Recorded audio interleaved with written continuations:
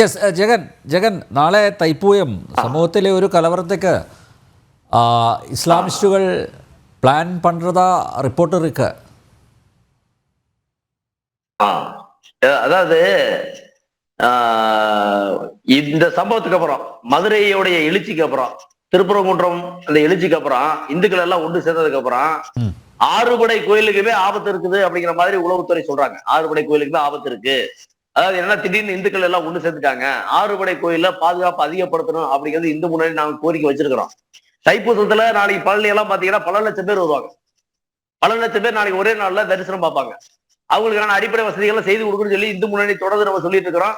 அவங்களுக்கான பாதுகாப்பு உறுதிப்படுத்துறோம், அந்த கோயிலுக்கான பாதுகாப்பு உறுதிப்படுத்துன்னு சொல்லிட்டு இருக்கிறோம். அதே மாதிரி திருச்செந்தூர், திருப்பரங்குன்றம், பழமுதிர்ச்சோலை, திருத்தணி, இந்த மாதிரியான சாமிமலை, இந்த மாதிரியான அறுபடை வீடுகள்லையுமே நாளைக்கு பொதுமக்கள் போய் தரிசனம் பார்க்கக்கூடிய, அதிக அளவுல தரிசனம் பார்க்கக்கூடிய சூழ்நிலையில் இருப்பாங்க.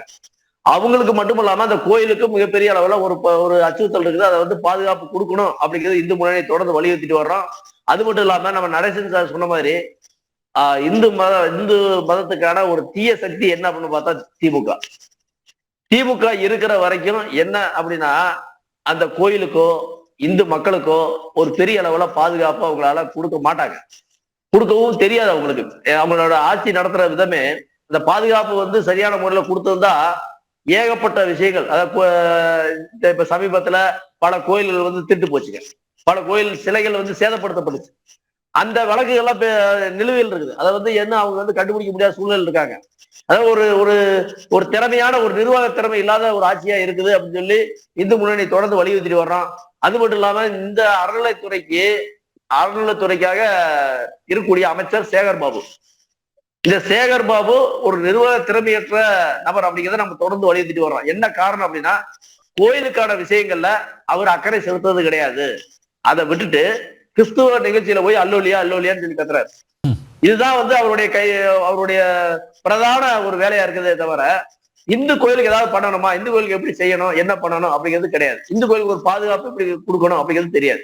ஆனா சமீபத்துல நடந்த மதுரையோட எழுச்சி மிகப்பெரிய அளவுல அந்த இஸ்லாமியர்கள் மத்தியில ஒரு அச்சுறுத்தலை கொண்டு வந்திருக்குது. அந்த இந்து மக்கள் இவ்வளவு தூரம் ஒன்னா சேர்ந்து ஒரு போராட்ட குணத்தோட வர்றாங்க அப்படிங்கிற ஒரு விஷயம் வந்திருக்குது.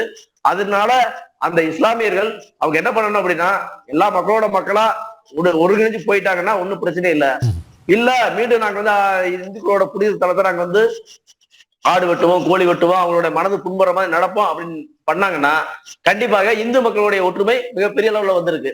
அது வந்து எல்லாம் கண்கூட பார்த்திருக்காங்க. இது மட்டும் இல்லாம இதுக்கு முன்னாடி சென்னிமலையில இதே மாதிரி ஒரு பெரிய ஆர்ப்பாட்டம் நடந்துச்சு. சென்னிமலையில இருக்கக்கூடிய அந்த மலையை வந்து கிறிஸ்தவ மலையா மாத்திரம் சொல்லி ஒருத்தர் சொல்லிட்டு போயிட்டாரு. அதுக்கப்புறம் அந்த மக்கள் பூராமே ஒன்னா திரண்டு ஒரு மிகப்பெரிய அளவுல ஒரு பெரிய ஒரு போராட்டத்தை எடுத்தாங்க. இதே மாதிரிதான் திருப்பரங்குன்றம் மாதிரி தான் பெரிய ஒரு போராட்டம் எடுத்தாங்க. அது சென்னிமலை பக்கத்தில் இருக்கக்கூடிய ஒரு குறிப்பிட்ட மாவட்டங்களுக்கு அது போயிடுச்சு.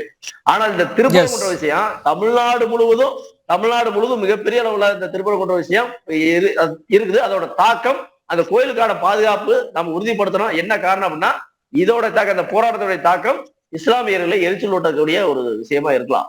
எஸ், വളരെയധികം നന്ദി. Thank you very much Jagan.